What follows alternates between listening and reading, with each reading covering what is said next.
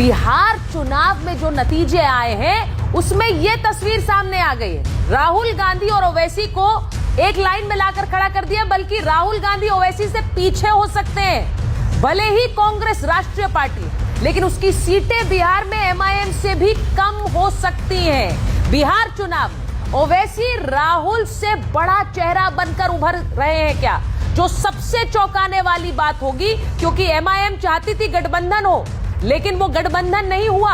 और अब ओवैसी की सीटें कांग्रेस से अगर ज्यादा आ रही हैं, तो सोचिए कि ये कितना बड़ा एम्बैरेसमेंट होगा। सीटों को लेकर खींचतान हो रही थी, एक दूसरे पर दबाव बनाया जा रहा था महागठबंधन में। कांग्रेस खुद ज्यादा सीटों की मांग कर रही थी, लेकिन खैर जो सीटें मिली भी उस पर हश्र क्या हुआ वो आप देख लीजिए।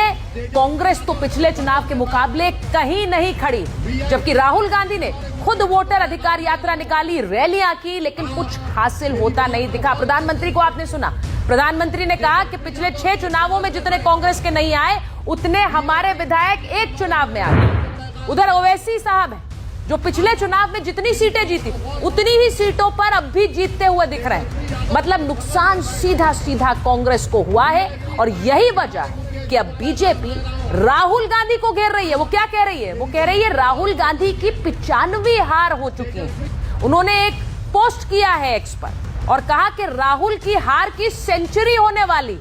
पिछले 2 दशक में राहुल गांधी के हाथ लगी है 95 हार, और अब इस चुनाव में हाथ लगी हार को भी मिला ले तो अब राहुल गांधी हार की सेंचुरी पूरी करने से बस 4 चुनाव दूर है। ये कितना बड़ा एम्बैरेसमेंट कांग्रेस पार्टी के लिए है, आज माइक ऑन इस खबर पर।